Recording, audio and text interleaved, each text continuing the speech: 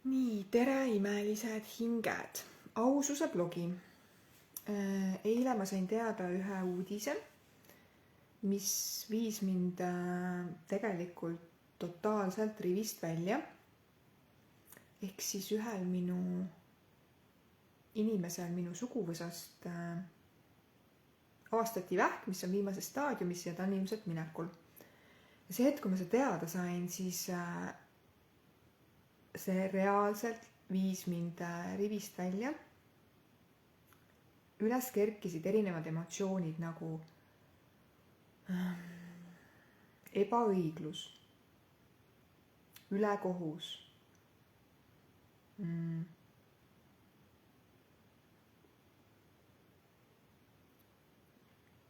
ja mul hakkas reaalselt kehaliselt nagu halb või vastik või selline hästi ebamugav tunne oli kõhus.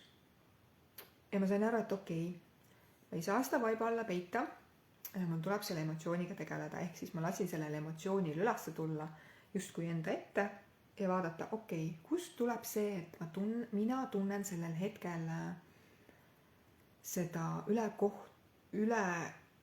ülekohtustunnet ja miks minu kehas tekib automaatselt selline ebaõigluse tunne. Ja kui ma need asjad enda jaoks nagu selgeks tegin, et kust minul tuleb seos sellega ja miks ma neid tunnen, siis ma hakkasin justkui neid tundeid nii-öelda neutraalselt läbi elama ja vaatasin neid nagu veel lähemalt, et huvitav, miks see tuleb, kust see tuleb ja miks on nii, et ma just seda kogen. Ehk siis nii-öelda häkkisin need tunded lahti, ehk siis kui tavapäraselt inimeselt kerkib mingi emotsioon ülesse, ta peidab selle sjauhti kohe vaiba alla, et jumala eest mitte sellega tegeleda, siis minul on see, et emotsioon kerkib, ma lihtsalt vaatan seda justkui nagu enda käe peale, panen emotsiooni, okei, mis sa mulle näitad, mis sa mulle rääkida tahad ja kuidas ma saan sind siis nagu nii-öelda lahustada ära, et sa ei trigerda mind. Sest inimesed tihtilugu jätavad ju nii palju emotsioone enda sisse, kuhjavad ja siis nad mõtlevad, et miks nad tunnevad kehas kogu aeg ebamugavust ja on paha olla ja on vastik olla.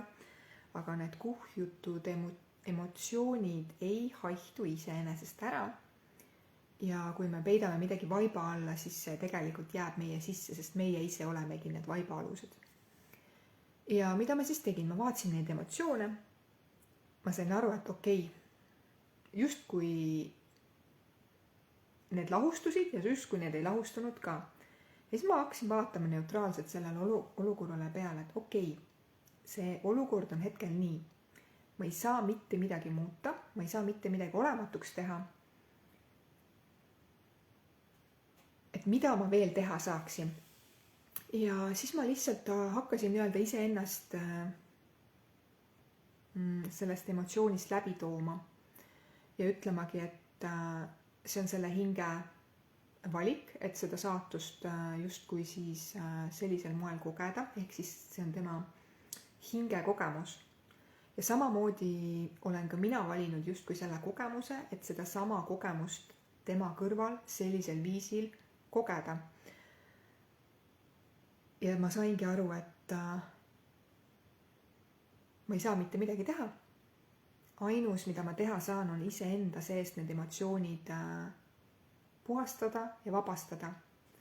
Ja hinged ju tihti tulevadki kogema teatud kogemusi ja kui nad selle ühe elu jooksul siis nagu seda hinge kogemust ära ei õpi, siis nad tulevadki uue ringiga uuesti ja võib-olla saavad selle uue kogemuse nii kaua, kui nad saavad aru, et kuidas saaks nii, et seda olukorda üldse ei tekikski.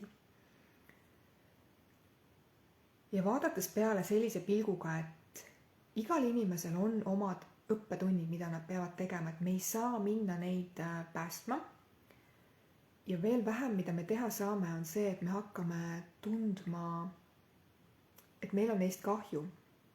Me saame tunda sellist kaastunnet, neutraalset kaastunnet, aga kui me tunneme liialt palju, et meil hakkab neist kahju, just kui me hakkame haletsema neid, ehk siis kui me hakkame kedagi teist haletsema, siis me võtame sellelt inimeselt ära tema enda hingekogemuse ja õppetunni ja vähendame justkui tema väge, sest tegelikult iga inimese sees on olemas see vägi näha seda olukorda, milles ta on, ka läbi selle pilgu, et ka tema on valinud selle kogemuse just sellisel moel, nagu ta täna seda kogeb. Jah, meist keegi ei taha sellist kogemust kogeda, see on fakt, aga millegipärast elu on meid viinud mingisse teatud punkti, kus meil tuleb nüüd mingite faktidega silmitsi seista ja see on täiesti okei. Ja ei olegi vahet, millisesse olukorda elu sind justkui lükanud on, siis tulebki aru saada, et mitte miski ei ole meie kiusamiseks, mitte ükski olukord ei ole meie kiusamiseks, vaid et näha, et mida see olukord mulle tegelikult näidata tahab, mida minul on sellest olukorrast õppida. Ja kas ma olen siis selle olukorra sees nii-öelda kogeja, mitte kannataja, mitte ohver, vaid kogeja või ma olen siis kõrvalt vaataja. Anyway, on meie mõlema hingeteel justkui kirjas, et meil on vaja seda kogeda. Ja kõige